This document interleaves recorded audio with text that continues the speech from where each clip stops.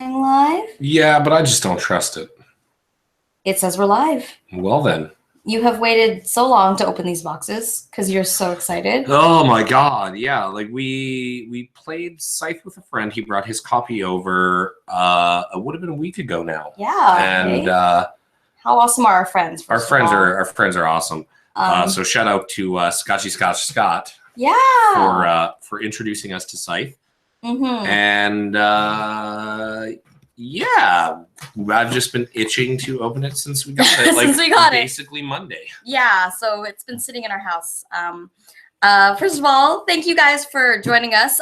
Feel free to jump into the comments and hanging out and chatting with us as we pull up this stuff. If you have questions or you want to see certain components better, throwing it in comments as well is the thing. But as we unbox this game, we'll start with the core game.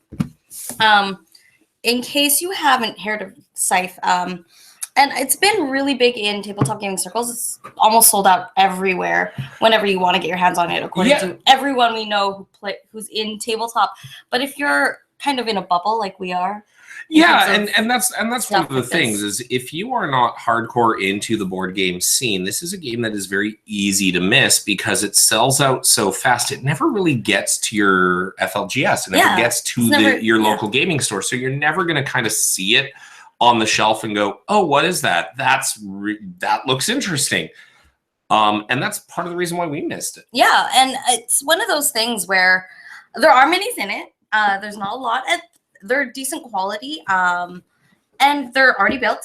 Yeah, I was going to say a big thing. I like that. Not everyone is going to be cool mini or not, but not everyone has to be cool mini or not. So I mean, the models are perfect for what you use them for. In my opinion, I don't think that having additional detail and miniature war game quality levels of like fucking sculpted detail is necessary for this game. But they're nice. They're a nice thing to have. They could have used I think they look great. Meeples or whatever. Yeah, but absolutely. They didn't, and that's awesome. And the other components are also very beautiful. So yeah, wooden tokens and wooden meeples. Not to poo-poo on the meeples. And thankfully they have all the silica gel packs in there as well. Because mold in board games sucks. Mm-hmm. But what I wanted to say is these aren't just like standard crappy tokens. They're nice, and they have.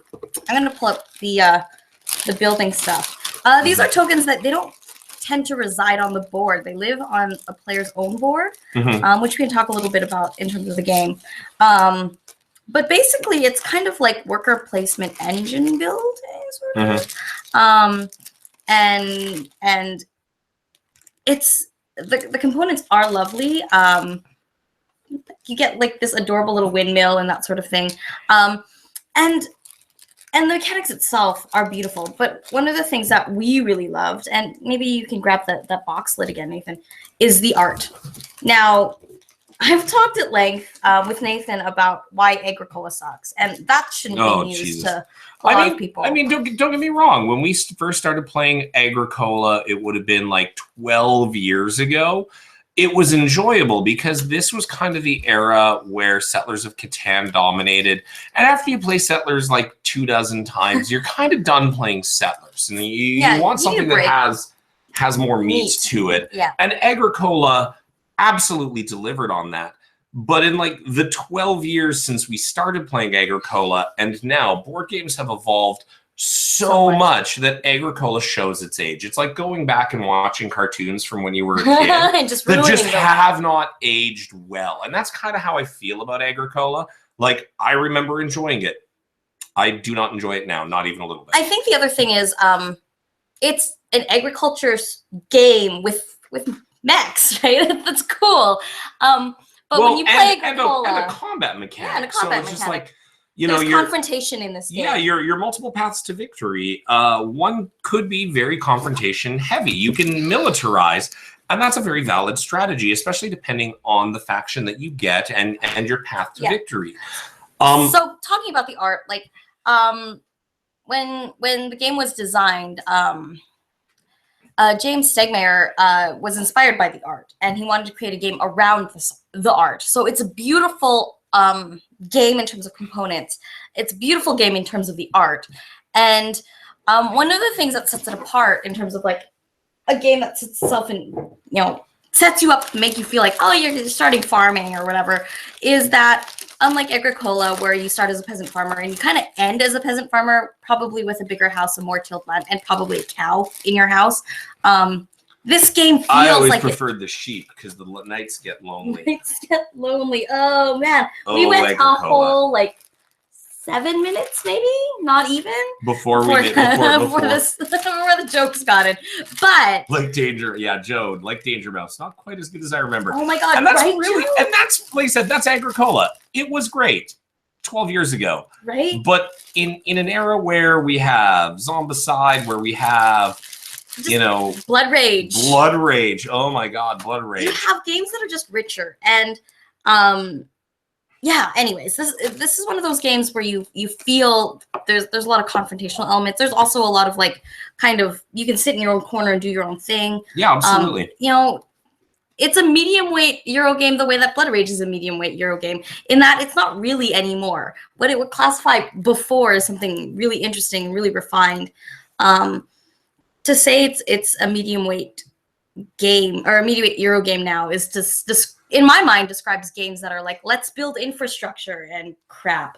And that gets boring. And this, as an experience, is never a boring experience. So I wanted to talk a little bit, like we talked a little bit about the minis. So I'm going to pull out all of these. Yeah, absolutely. And there's a lot of wooden tokens. Like this isn't like driven by cardboard. Well, yeah, and it's a big, heavy box. You basically have two. Like when you look at all of these, there are two types of wooden tokens. These are your resources, right? So again, this does have that sort of agricultural resource-driven mechanic. And you have to acquire resources to buy upgrades, to build mechs, to do all of those things. So you've got wooden tokens as those resources. And then every single faction, which is why you've got your 5 different colors here, has the set that's almost exclusively for your player board, as you had mentioned earlier. And again, I do like the different shapes. The player boards are actually brilliant because you will notice on them, sorry to steal your mini thunder, they're inset, which actually has a home for every single one of those wooden tokens on this board. There are a couple that go on the main board for reputation trackers and your strength of arms kind of thing, but otherwise they all fit in beautifully here. Certain things you can build and then they will go on to the main board map. I don't think this one matches, but you can actually see like they fit in so nicely. They actually sit. And I held it vertically and I dropped it, of course. But it's not just a flat I can reposition this, it'll slip if someone knocks the table or something. It actually has an inset in here where these guys actually sit. Again, each board has unique art to it as well. Beautiful. Well, that's because let's pull out the boards actually. That's because one of the really interesting things that I like about this game is it's basically random. So you have your 5 factions here, and every faction is different. It's different from where you start here. You can see 2 different values here, and they do not match. Every one of the robots that you can purchase kind of sits on here, and as you build them, you pick the one that you want, and now this is an advantage that your entire faction has. Now everyone has Riverwalk and Speed, but the 2 in the middle are unique to the faction, and every faction has this one special ability. But what's interesting is when you're selecting that, it's face down draw. So you basically shuffle up the 5 tiles, have them face down, everyone picks one, that's who you're playing. And likewise, every one of these boards is also slightly different, not just from the art, but from the costs, from the order of them, what you can do. And again, these are also blind draws. So every single time you play Scythe, what you yourself have to do is different. It's adjust to the abilities that you have. And I love games that are able to add a little bit of freshness to every playthrough. I mean, listen, I love Small World to death. We've played that game a ton, but we all know that there are certain combinations that when they pop out, like flying sorcerers, you're fucked. Whoever gets them wins. Like it's so powerful. You know all those combinations. This doesn't feel that way. It doesn't. And I also want to talk about these character boards because there are 5 in the core set.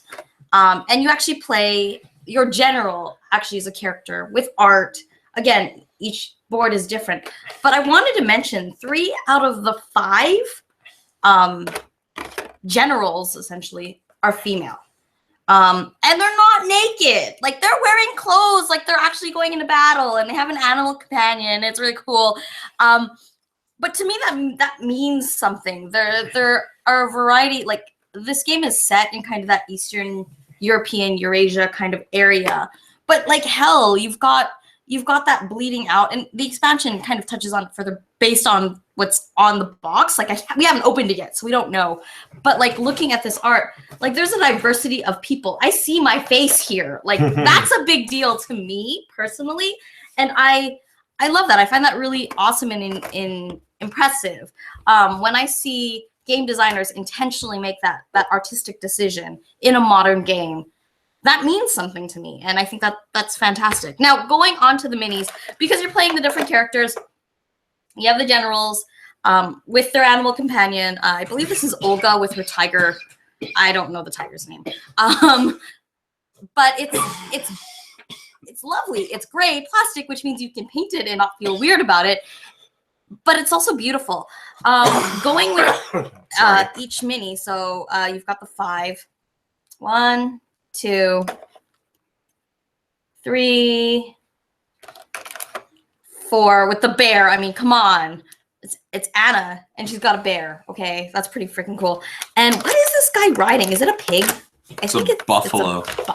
It's a buffalo. Look at that. It's a big old buffalo. He's from the Nordic kingdoms. So you can kind of see, like, the miniature's there. It's got the detail too. Like, there's enough there to paint. That's for sure. and that's cool. It's not just a cardboard token. It's stunning. And the mechs that go with them, each mech has a unique design to it. They, in terms of gameplay, they are kind of different in those 2 elements in terms of artillery or what is it here? Seaworthy and artillery are each different, but they each have their own design, and they're color coded. Again, totally paintable. And these would paint so fast. I'm going to be doing painting tutorials on these miniatures on my channel. Expect those soon. I'm going to probably tackle some of the characters. Nathan's probably going to tackle the robots. The robots, because he's got a thing for robots. And I'm really excited to kind of get into these minis because the detail's there, and there's enough there anyways. Let's see here. I don't know where he goes. I'll fix that later. Cardboard. I wanted to talk a little bit about the encounter cards. Everything else. Yeah. There are these have to be constructed. I think these are the only components in the box that have to be, like, actually built.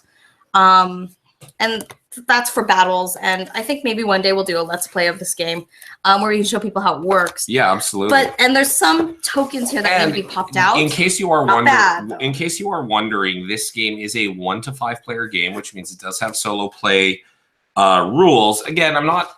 Nobody buys a game. Yeah, I was gonna say I understand that feature. Board games have solo plays. I'm not a huge fan of it, so I mean we can definitely play with 2.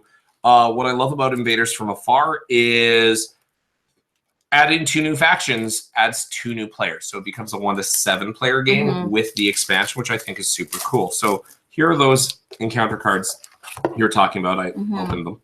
Yeah. Hello. All right. So each encounter card has a piece of art. It tells the story. The art is told in the story, and then kind of like Tales of Arabian Nights, I think. But probably closer to Mass Effect. You have options at the bottom of the card. One's a kind of like a good option, one's kind of like a neutral option, one's an evil option, and it gives you some agency in how you want to conduct yourself. All of these have benefits to various stats on the board, which have effects in gameplay, like popularity, how happy you make people, your military strength, money, that sort of thing, resources. So there are benefits to that, but again, every card has a unique piece of art here, and they're all just stunning, and I love that. I do very much love that. Joe is asking in the chat about how the single player works. I have not played the single player. We played it with a friend. I don't know if I check it out. I'm sure the rules are online, and we can see how that goes. But I'm really excited just to check it. Let's see here. Okay. Oh, you have an achievement sheet in here. I didn't know that this was a thing. The first winners from each faction. Oh man, that's cool. So you can track if you're playing in kind of like a league setting with friends or whatever. The first winner without, like, so it's not just winners. The first winners of each faction, the first winners for each player count within the box, the first winners for each playmat, the first players to place all 6 stars and not win. Oh my gosh, it's like a stinkhole award. The first players with $100 or more, the first players, first winners of each year. And it goes from this year all the way down to 2020. First players to win without 6 or less popularity. First winner who won more than 2 combats. I guess that's a thing. That's kind of that's really cool. That's really cool. And so forth. Like, that's cool. Let's see here. Bags. It is like a Euro game, so there's a recognition that, hey, there's a lot of stuff. And boxes for various tokens. So again, just beautifully constructed stuff in here. And I dig that. I dig that very, very much. Let's see here. Okay. The map is interesting too. Let's have a look at it here. Oh, it's hexes, but the art is laid out beautifully. It's a huge, big map. So we played on the extended version that had like an extra add-in to it, so you can extend it out even further. And we had to pull out our extra leaf in our table to do it, to really make it work. But at the same time, I mean, you can play it on any dining table, any like decently sized dining table. I'm not surprised by that. Anyways, we've ripped into it. We've kind of shown people what's in the box. I think it's time to open up the expansion. Agreed. I think maybe we can do like a single player let's play where one of us will play through and the other one will just like heckle. I think heckling is the right approach to it. I think if there's demand for it. I know that I would love to play this. I feel like we need to play more single player where one person just color commentating it throughout. It's just to be a jerk. Yeah, just to be a jerk about it and see how that goes. But I really, really am excited about this game. Also, these tokens here, and same with the resource tokens, you can buy, as far as I understand, you can buy add-ins to make these components nicer. There are metal tokens. I know that was available through, I guess it was Kickstarter, but those are available for purchase separately. Same with the resource tokens. And that's definitely something that I think we're definitely going to invest in. Ooh, because you know what, cardboard tokens, the more you play a game, the more they kind of break down and stop looking quite as nice. Whereas the metal coins, they've got a nice heft to them and they age beautifully. All right, Scythe. Invaders from Afar. All right, so have a look at this. Before we talk about this, before we open it, you kind of touched on the setting. Basically, this is Eastern Europe. This is Eurasia, set in the 1920s. Yeah. Obviously, alternate reality, because where are my giant fucking robots now? Let alone 100 years ago. I also want a bear that I can ride. Oh my fucking god! Right. And so all of the factions are kind of based around that area. So like I said, you had the Nordic. I know the first time that I played, I had the Crimean Khanate, which are kind of self-explanatory. You had Russians. Scott had kind of like Prussians, like Germans kind of deal. And it's all kind of here. Invaders from Afar basically brings in the British and the Japanese. And I think that that's super, super Although the cool. front art makes it look like there are Hungarians. Because again, farming. they are coming to the region. Like that's that. the thing is like the Hungarian farmers they would be in this Eurasian kind of setting. But the Invaders, they talk about Albion, which is the most common like fantasy Britain term ever. And I think it was like Tomigawa or something, which is again is just very Japanese. Oh, so pretty. Okay. I love looking at these mechs. They're so characterful.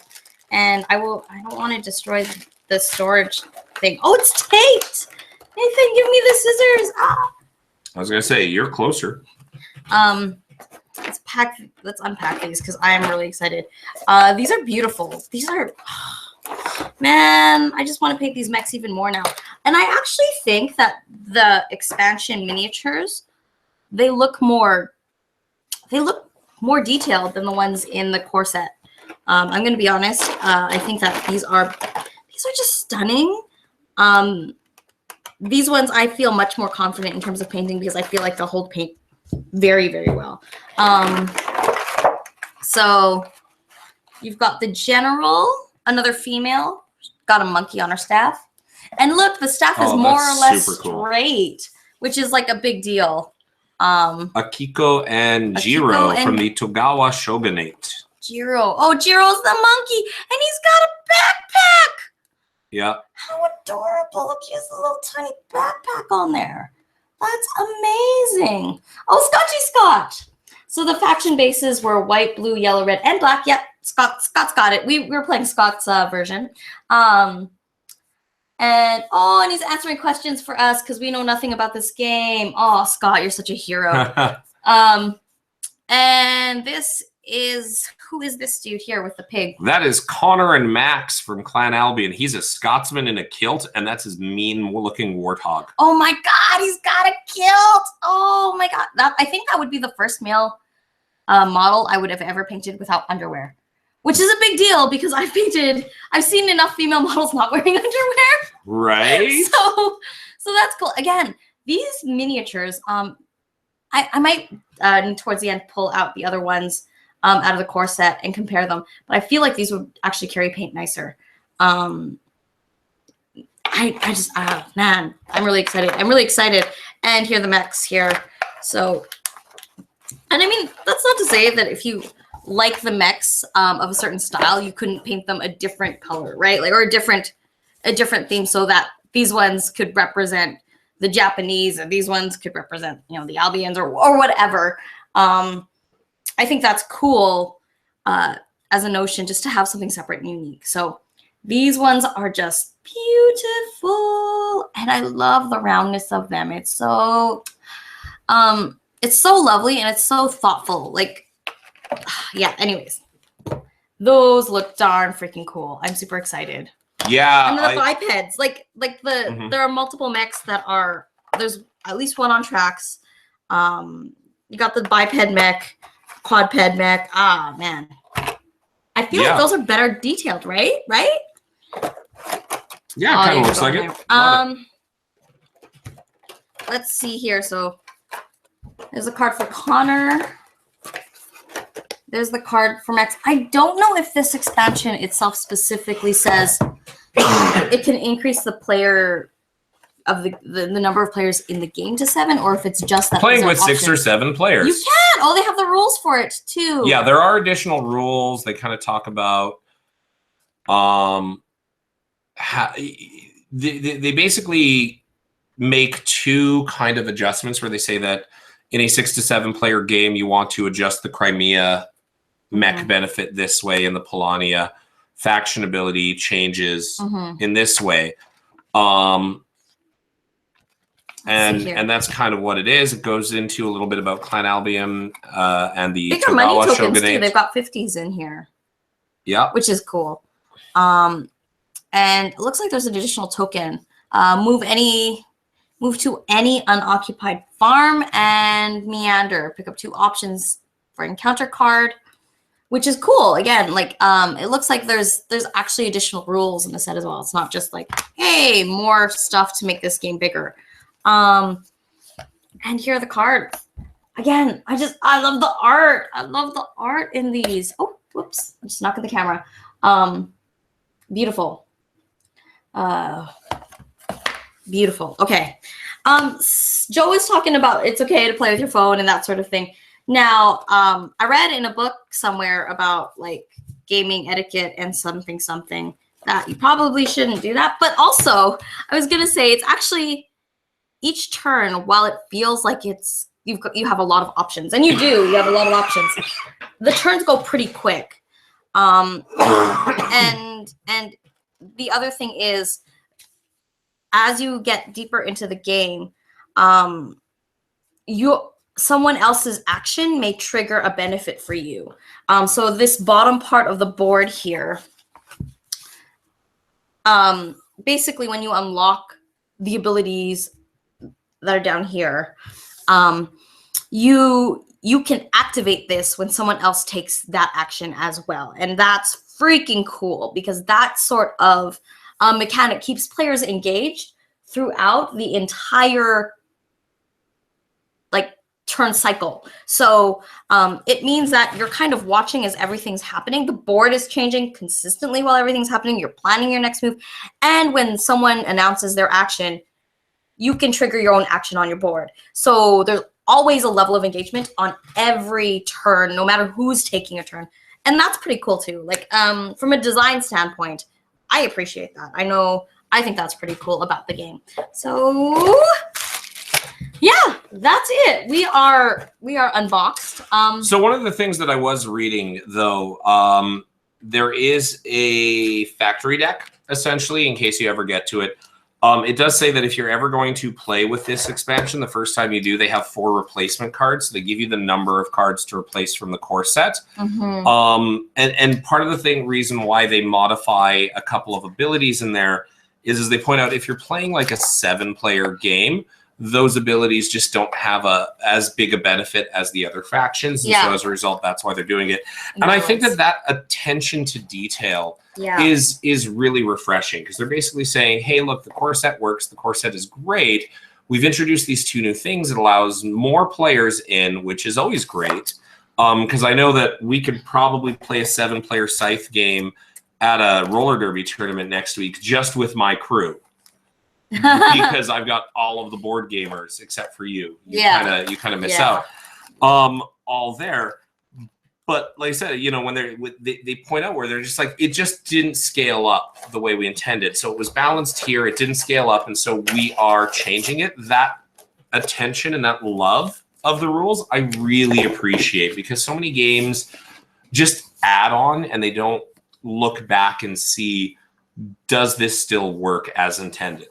I am really thrilled about this. I am so thrilled. I'm itching for a game really soon, and like we're gonna get some heavy gaming in of this game for sure this coming weekend. But yeah, let me know in the comments what you think of Scythe, how much you've been playing it, what you think of the single player rules if you've played them at all, and whether or not you think you're gonna be picking up the Invaders from Afar. I am so thrilled to have it. I'm so appreciative. This was sent to me for review, and I'm just so stoked about it because I think it's a great game, and I know I'm going to be playing it more and more towards the end of the year as well. So yeah, that's it. That's all. If you're interested in the holiday tutorials, board gaming season, yeah, that's going to happen. That has to happen. If you're interested in tutorials, keep an eye out for them. Nathan and I are really psyched to get those painted. Is probably going to happen towards the end of the month. Towards the end of the month, simply because we've got some other commitments going on this weekend. And yeah, thank you guys for jumping in with us, Joe and Scott in the chat. Thanks so much for jumping in and hanging out with us. I think that's it. I think the single player thing is going to have to happen though. I think a single player with a backseat player is going to be something we should do. I mean, even if every time they're just like, I'm going to do this, Are you sure? Yeah, that's gonna happen. I think just in terms of my personal fun in heckling you, that's definitely a thing. That's fair. Anyways, thanks so much for hanging out. I will see you soon. Cheers.